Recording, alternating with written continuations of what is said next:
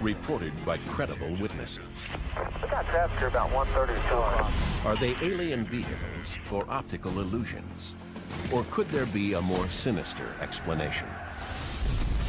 There's a new trail of evidence that leads back to secret Nazi technology and a post-war conspiracy to keep UFOs a mystery to this day.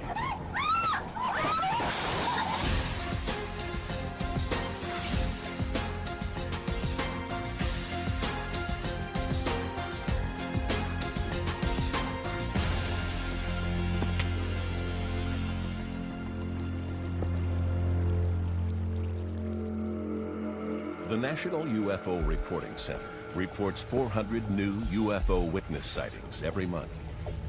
Disc-shaped objects, triangular craft, and flying lights are the most common objects reported.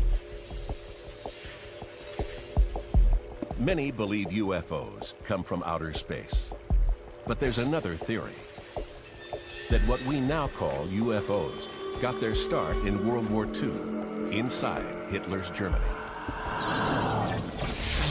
A new investigation reveals that Nazi engineers were working on disc-shaped craft, vertical takeoff, and advanced propulsion systems. After the war, the U.S. military secretly took the designs back to the States, along with thousands of German scientists and engineers. 2 years later, in 1947, the first wave of UFO sightings occurs across the United States and then around the world.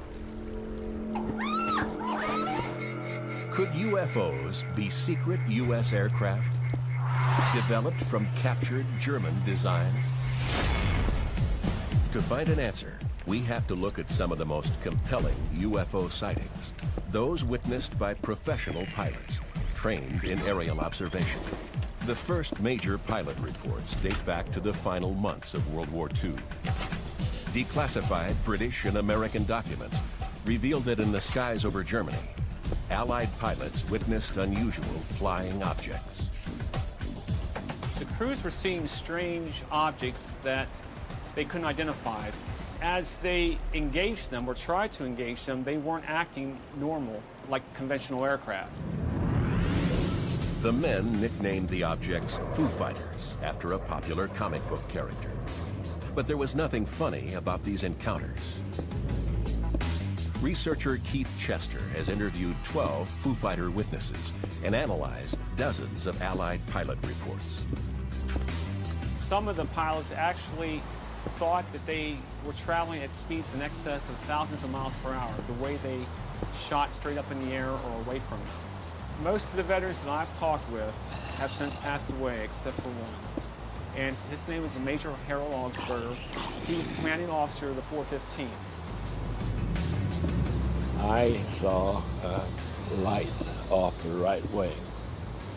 We couldn't tell how close it was, but it was following along. Whatever we turned, it turned. My radar operator looked over and he said, "Looks like a light to me, but I don't have any airplane on my radar system."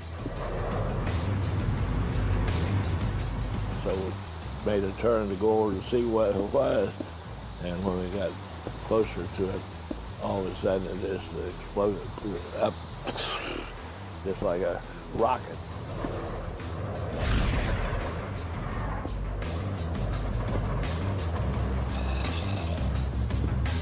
At first, the crews keep quiet about the sightings. It was a real secret thing. Nobody talks about it at all. The Foo Fighter reports make their way up the U.S. Army chain of command. Many assume they are German secret weapons. Some scientists from Washington, D.C. showed up in France to the unit to investigate what this was. And they had no answers, and they told the men just to keep it quiet. Reports soon leak out, and major newspapers print stories about the mysterious objects. Fireballs are chasing American bombers. The Allies have good reason to fear any new German weapons. Advanced V-1 and V-2 rockets are already raining down on England. Nazi jet fighters are shooting down Allied bombers, and Hitler speaks about new wonder weapons that he is developing to win the war for Germany. If the Foo Fighters chasing Allied airplanes are Nazi secret weapons, they would be coming from secret German facilities 20,000 feet below, in a series of top-secret Nazi bunkers. Since the summer of 1944, the German war machine had been moving underground to escape heavy Allied bombing. Across Poland, Austria, and Czechoslovakia, vast complexes were dug out by slave labor. These facilities housed munitions factories and jet engine plants. They also hid the work of Hitler's scientists, men ordered by Hitler to build him a war-winning weapon. Hans von Oheim's revolutionary jet engines propelled fighters through the skies. The Horten brothers built space-age flying wings. Alexander Lippisch worked on vertical takeoff craft. At Peenemünde, legendary rocket engineer Wernher von Braun built the first ballistic missiles. And most radical of all, men like Victor Schauberger explored new sources of propulsion. It boggles the mind to try to grasp what these guys were thinking because it is so totally alien. And that allowed them to go into areas that are completely beyond the Western paradigm, beyond what Western science says. This is what science is. And the Nazis said, yeah, this is what science is. This huge operation was under the command of SS General Dr. Hans Kammler. An engineer by trade, Kammler redesigned the ovens at Auschwitz for greater efficiency. In 1943, he led the destruction of the Warsaw Ghetto. And then in 1944, he took command of the entire Nazi secret weapons program. Working out of the Skoda factory in Pilsen, Czechoslovakia, Kammler and a hand-picked think tank brainstormed and approved advanced weapons designs. Some were so radical, only a handful of people knew the full details. The Germans worked on various, I would say, unconventional aerial systems or weapons to build some objects that were more or less circular. Vertical takeoff and landing crafts, for example. Vertical takeoff was a top priority for Kammler's team. Germany's runways were being bombed out of existence. They needed a warbird that wasn't reliant on 800 feet of tarmac. One project had that potential. Die Glocke, the bell. Igor Witkowski is a Polish aerospace historian. He has researched the bell for over 20 years. His investigations have concluded that the device was tested in an underground facility called the Wenceslaus mine. The external appearance of the bell was such that it was a ceramic cover, bell-shaped, which housed a kind of a core or axis around which rotated two cylinders around the same axis in opposite directions. And after connecting to high voltage current, the cylinders started spinning in opposite directions. Witkowski thinks the Germans were trying to create an electrically charged vortex. Just like a tornado, this suction could conceivably lift objects vertically. Everything suggests mathematical calculations, for example, that it could have been an effective way to master gravity. Were the Nazis on the verge of a major propulsion breakthrough? In April 1945, the Allies had nearly overrun Hitler's forces, and it was time for the scientists and engineers to get out of Germany. The question was, where would they go, and what would happen to their designs? Could a UFO crash 20 years later in Pennsylvania provide an answer?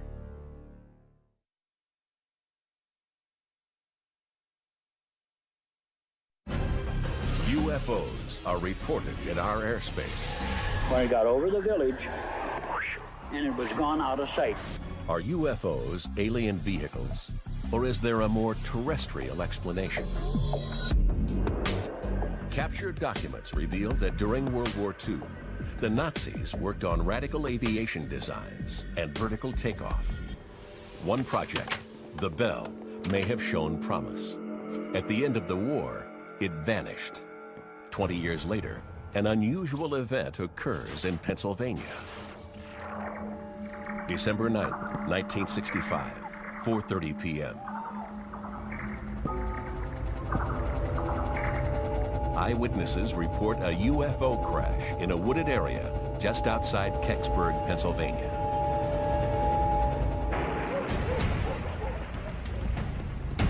Their reports describe something that looks like an acorn.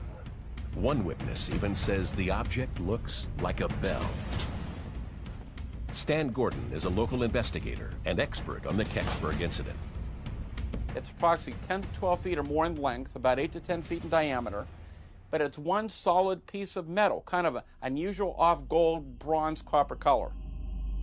The object has one other highly distinctive feature. On the bottom, one witness called it the bumper area, the raised up area of the acorn. There's these unusual markings that raised up off of that surface. At the crash site in the woods, the Kecksburg residents soon find they've outstayed their welcome. They're not there very long when two men in trench coats come down out of the woods very stern, and they tell them, get out of the area, this area is now quarantined. And he said, right behind these men are soldiers coming down, military people. Eyewitnesses later report seeing the object on a military vehicle speeding out of town. Where were they taking it?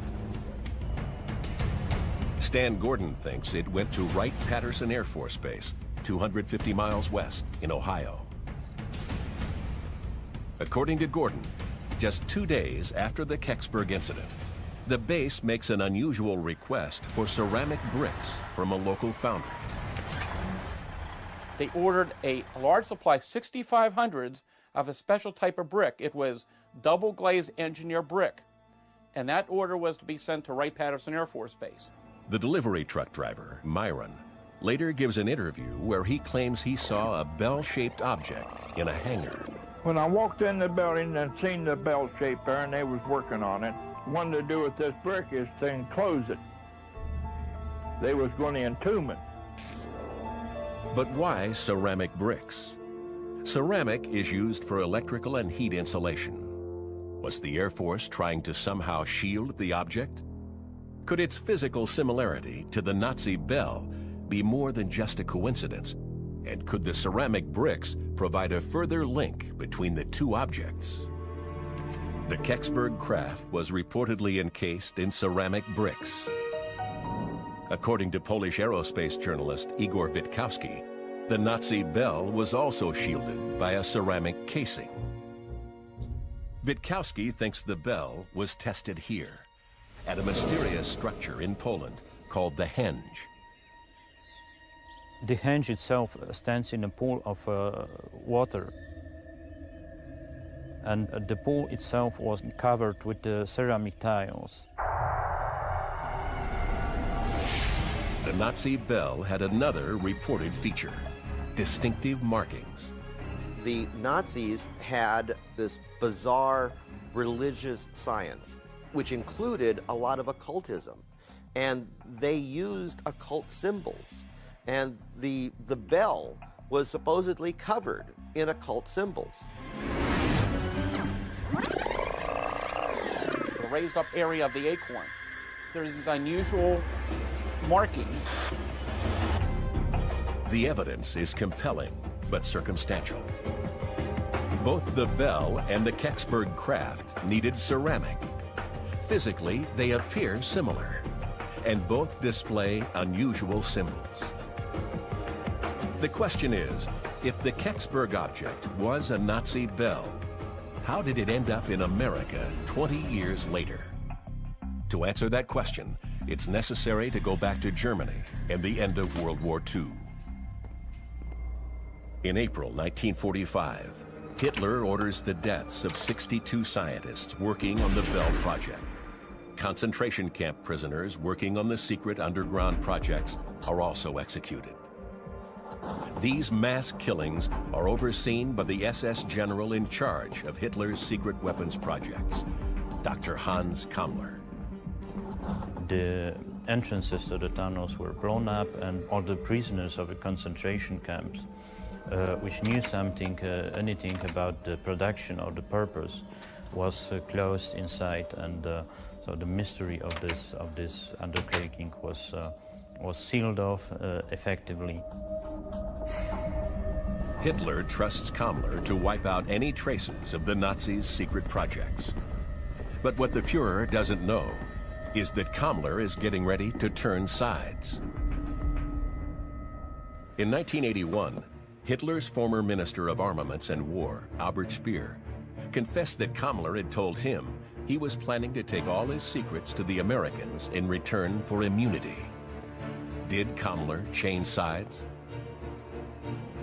In April 1945, the man who had access to the Horten flying wing, who'd overseen von Ohain's jet revolution, von Braun's ballistic missiles, Schauberger's saucer, and the mysterious Bell, leaves his base in Pilsen and vanishes forever. We actually don't know what happened to Hans Kammler at the end of the war. He has just disappeared. No body has been found. 6 different reports of his death were recorded. At the Nuremberg trials, he was barely mentioned, even though he had been directly responsible for the destruction of the Warsaw Ghetto and designing ovens at Auschwitz.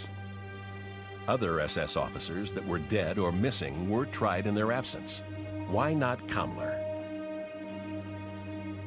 Was it an oversight by the Allies, or did Kammler make good on his plan to hand over his secrets to the United States? Kammler would have been a trump card, for example, for the Russians or for the Americans as such an expert. If he did go to America, he joined a roll call of Germany's most brilliant minds. Under a secret program called Operation Paperclip, the U.S. military swept up and transported Nazi engineers and scientists back to the States. The American public knew about a few of the paperclip Nazis. Werner von Braun was the poster child for the program.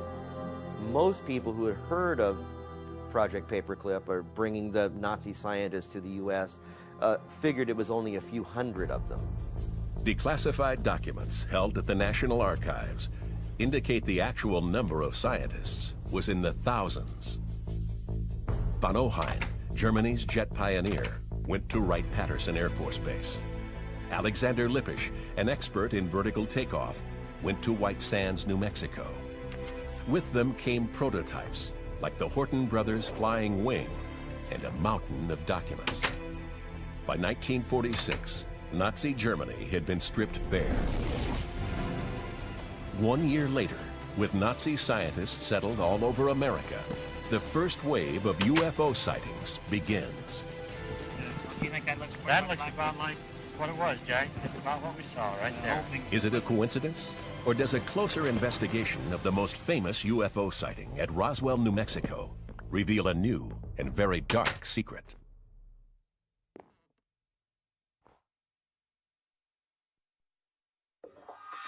June 1947. Kenneth Arnold, a 42-year-old pilot, makes the first widely reported UFO sighting in the United States. Flying over Washington State, he sees a formation of crescent-shaped craft displaying unusual flight characteristics. Dr. Bruce Maccabee is an optical physicist who has investigated the Arnold case. There were no wings, he could see no wings, no engines, no vertical stabilizers or anything that was normal, but he assumed it was some sort of a new aircraft. Arnold's description of their movement results in the first use of the term flying saucer. Just 2 weeks later, America experiences the most famous UFO event of all time. July 1947, an object crashes near Roswell Army Airfield in New Mexico. After investigating the crash site, the Air Force puts out a sensational press release. The Roswell Army Air Base issued a press release saying that they had a flying saucer that had crashed in the desert. Just a few hours after the initial press release, the Air Force did a 180, telling the press that the crashed object was a weather balloon, an innocent mistake, or deliberate misinformation.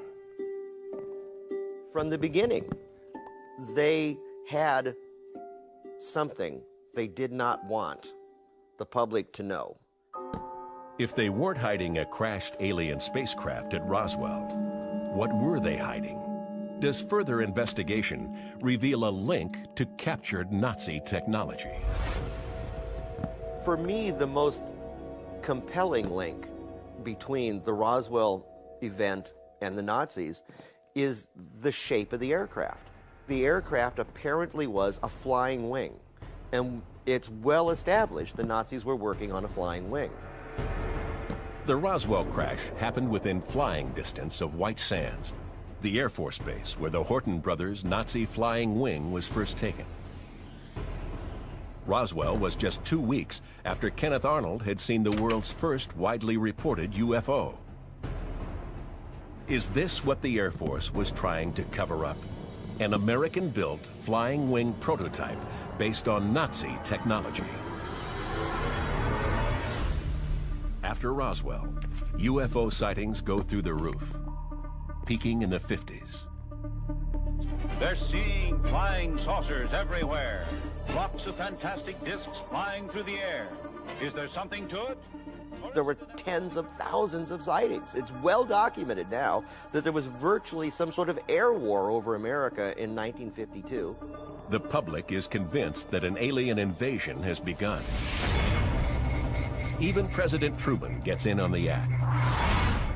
There's always things like that going on. Flying saucers, you know. By the late 50s, popular culture is reinforcing the message. UFOs mean aliens. Flying saucers are from outer space.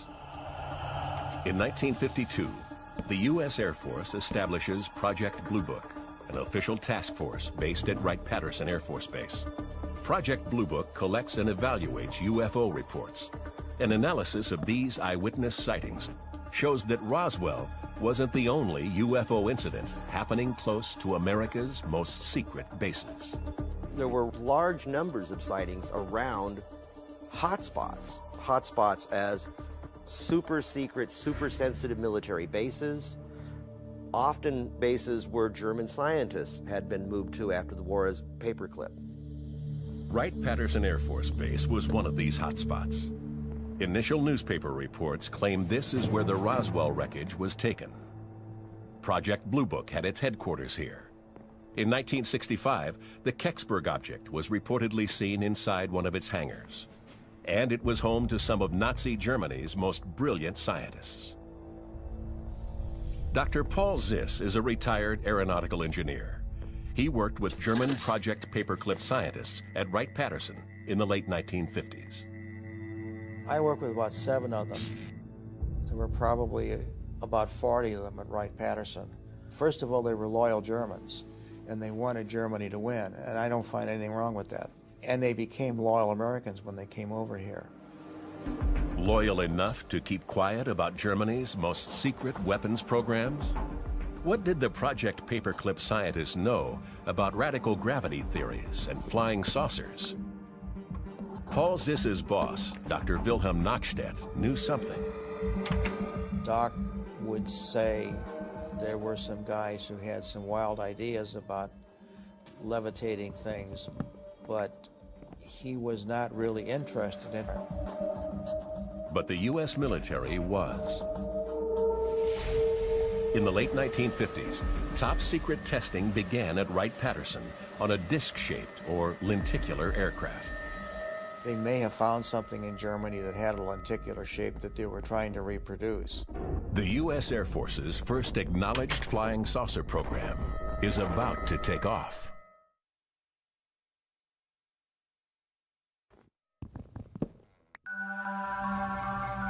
Through the 1950s, UFO reports increase across the United States.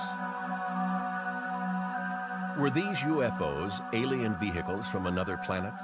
Or is there a human explanation? Government documents declassified in 1995 show that in the 1950s, the U.S. Air Force invested $5 million in a top-secret program known as Project Silverbug, run out of the Avro Canadian Company in Toronto. The project centered on a radical new craft, the Avro car. Bill Zook is a Canadian aviation historian. The Avro car was a proof-of-concept vehicle. It was intended to show the way that a design of a complete flying disc would work. Declassified Silverbug documents project a top speed of Mach 3 and a maximum ceiling of 80,000 feet.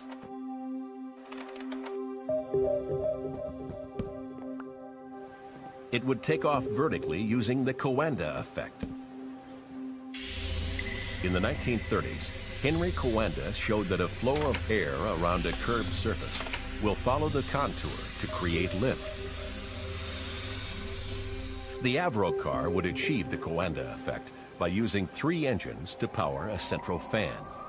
The downdraft would follow the curved surface and launch the craft into the sky. British engineering genius John Frost was the brains behind the project. Frost openly admitted that his inspiration had come directly from World War II German research. In 1953, he sat through a debriefing session with a German engineer who'd claimed that there was some testing of a flying disc in a test facility outside of Prague in the Second World War. This confirmation of German saucer tests wasn't the only link between the Avro car and Nazi Germany. One of the key advisors to the project was Alexander Lippisch, a project paperclip engineer. During World War II, he had worked alongside other Nazi scientists on vertical takeoff. What John Frost was doing was basically mining some of the information that Lippisch could provide. Frost was leaning heavily on German know-how. What did he know about their designs that convinced him the Avro car would work? Could it have anything to do with a top-secret Nazi project called the Repulsine? Built by Austrian engineer Victor Schauberger, it bears more than a passing resemblance to Frost's Avro car. Jörg Schauberger is Victor Schauberger's grandson. He owns an original unpowered model of the Repulsine device. And here is the device Victor Schauberger is very well known for when it comes to suction, anti-gravity, levitation, energy. It's the so-called Repulsine. Schauberger conducts his work at the Mauthausen concentration camp. Like the Avro car, Schauberger's Repulsine operates on the Coanda effect.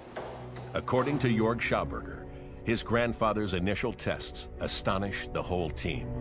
By accident, this device flew to the ceiling of the workshop. Victor thought there is some levitational force within the machine.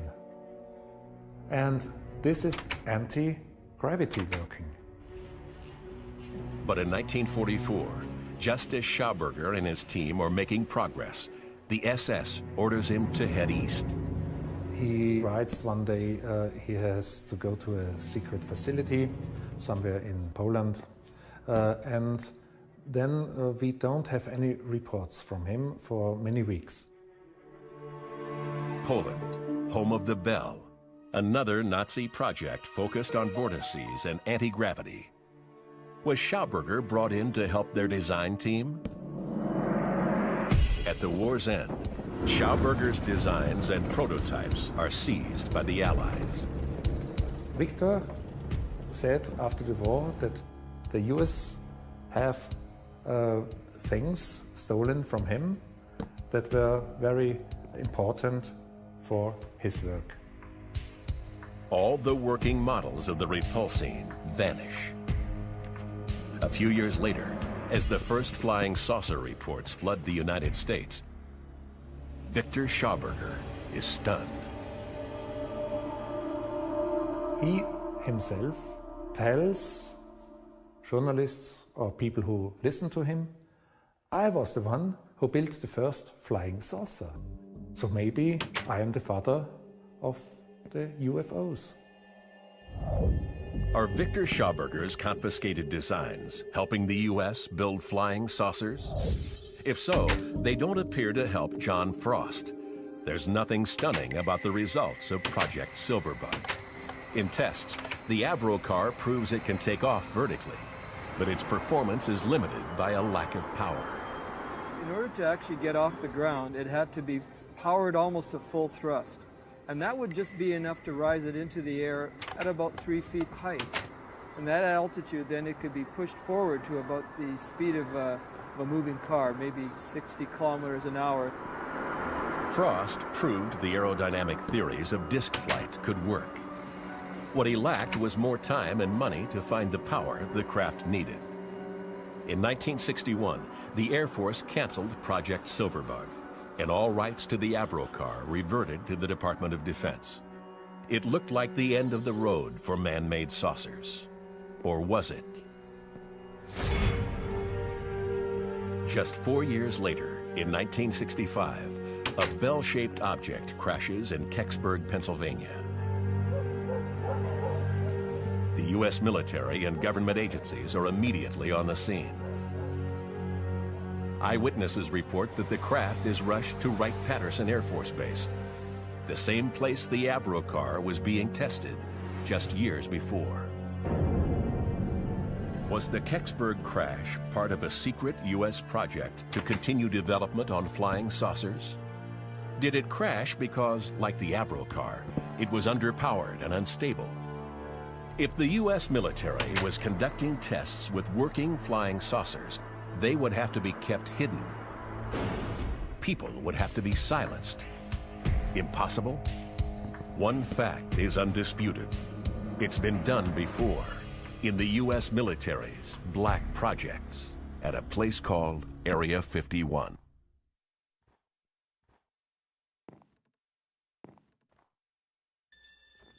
The investigation into a Nazi UFO conspiracy raises as many new questions as answers. Secret Project Silverbug documents, declassified in 1995, show the U.S. Air Force invested in the development of a supersonic, high-altitude flying saucer. The design is influenced by Second World War German designs and aeronautical engineers. But the Avro car, the version of the saucer made public, doesn't achieve its original design specifications. In 1961, the project is canceled. 5 years later, a UFO crashes in Kecksburg, Pennsylvania. The U.S. military restricts all access to the scene. Eyewitness statements suggest that the object they recover is remarkably similar to a Nazi craft called the Bell. Did the U.S. military cover up a continuing saucer program based on captured Nazi technology? And if so, could the U.S. government keep it secret to this day? It would never surprise me at all if a program back in the 1950s or the 1960s was still so secret that its existence wasn't even hinted at. If the Air Force did continue their saucer program, there is a place they could hide it. Groom Lake in the Nevada desert, also known as Area 51. The U.S. Air Force's legendary testing range for top-secret aviation prototypes. Covering over 2,000 square miles, it's remote, desolate, and very well protected. If you get too near Area 51, you're going to see signs, and at the bottom they say in red these very ominous words, use of deadly force authorized. Bill Sweetman knows Area 51. As a former aviation journalist for Jane's Defense magazine, he spent his life investigating black projects. These projects are funded by Congress, but the Department of Defense does not acknowledge their existence. What that means is that the existence of the program itself is a secret. Its function, its purpose, its existence itself is not disclosed. A conservative estimate is that across the services and the intelligence community, we're looking at least $40 to $45 billion per year. The secrecy surrounding Area 51 and the restrictions on employees maintain a wall of silence. People who work in those programs are genuinely fearful that if they do become indiscreet, that they will be looking at a very long period of jail time at the very best. Fear by silence. In 1975, work begins on the Super Black Stealth program, the development of fighters invisible to enemy radar. The project management is run out of a secure facility at Wright-Patterson Air Force Base. Test flying is carried out at night. Even the commander of Wright-Patterson didn't know what was going on. For 13 years, the project was kept secret until 1988, when the world got its first look at the incredible F-117. Then came the blackest project of them all, the Northrop B-2 stealth bomber. Jack Northrop had long been fascinated with the idea of a flying wing, realizing the best way to reduce drag was to remove the tail and fuselage. Nazi engineers had proved it was possible in a jet with the Horton H-9. There was actually one example of that aircraft which never flew, but survived and was captured by the US, and it was stored at Wright-Patterson Air Force Base. When the B-2 bomber was first revealed to the public in 1988, it bore a striking resemblance to the German H-9 flying wing and Kenneth Arnold's famous UFO sighting. Were they all part of a 50-year design process? A design process that resulted in man-made craft the public could easily mistake for UFOs? What's certain is that if these experimental craft were seen or crashed, you'd need to disinform the public immediately. That meant telling people that they weren't seeing top-secret U.S. planes. That meant suggesting these sightings were extraterrestrial, alien, from another planet. The Air Force consciously manipulated the UFO myth in order to provide cover for the black programs that it was developing. In 1997, the CIA admitted an active involvement in UFO disinformation. Every time you start talking about Area 51, somebody starts talking about UFOs and small gray aliens. If that is indeed the result of a deliberate disinformation attempt, I would love to meet the person responsible and shake his hand, because it was a really, really good one. So what is happening at Area 51? It still employs thousands of people. Even though the last known aircraft tested there, Tacit Blue, was greenlit in 1976. So we have 25, 30 years of black programs, hundreds of billions of dollars that we know nothing about. The Horton H-9, Stealth, the F-117, the B-2. The U.S. military has successfully hidden its top-secret projects, including any evidence of flying saucers. But what about other countries, other sightings? Is there an explanation for the incredible UFO reports outside of the United States? An explanation that may also lead to Nazi engineers?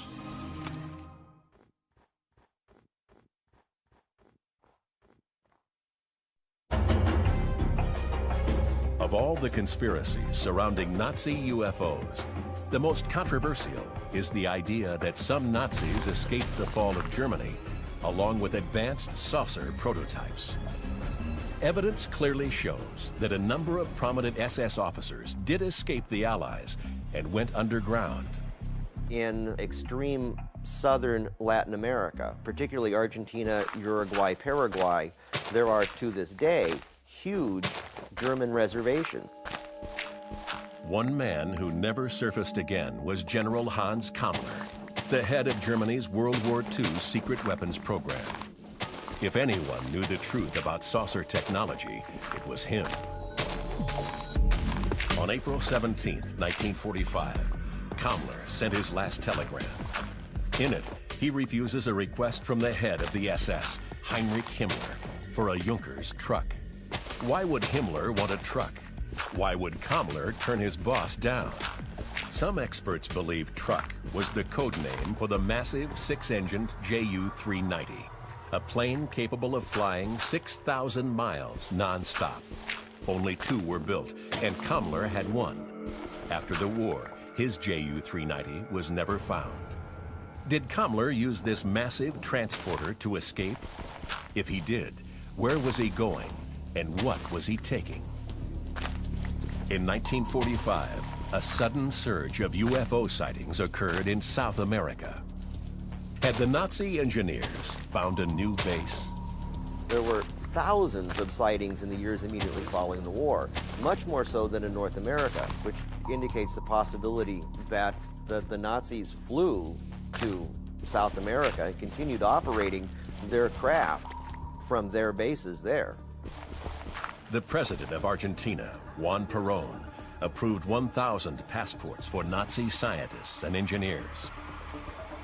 War criminals Klaus Barbie and Adolf Eichmann were both traced to South America. Reimer Horten, Nazi flying wing pioneer, moved to Argentina in 1948. Ever since, the trail of UFO sightings has grown throughout South America, just as it has in the United States. The Nazi UFO conspiracy is complex, compelling, and circumstantial. In 1944, Allied pilots see UFOs over Germany. Deep underground, the Nazis are building top-secret airframes and propulsion systems. At the war's end, the SS general in charge vanishes without a trace. His scientists, their research, and prototypes are captured by the U.S. military and shipped to the States. 2 years later, the first wave of UFO sightings occurs across America. Are these, in fact, U.S. prototypes of a captured Nazi H-9 flying wing? In the late 50s, the U.S. Air Force funds the Avro car, a flying saucer that looked like a Nazi secret project called the Repulsi. And in 1965, a UFO crashes in Kecksburg, Pennsylvania. It is reportedly bell-shaped and covered with distinctive markings, just like a radical Nazi device that may have been built at the end of the war. It's a trail of evidence that leads right to the very heart of the UFO conspiracy. Did the Nazis build successful saucer prototypes? Did the U.S. government and other nations develop them in secret? Are all these sightings human-engineered craft? Will governments or the military ever reveal the truth behind the presence of UFOs in our airspace? It would be a major blow against the credibility of the U.S. government to suddenly have to admit that flying saucers are real. People often ask me, well, when do you think the government is going to own up to the fact? And I say, I don't think it ever will. The Nazi UFO conspiracy continues.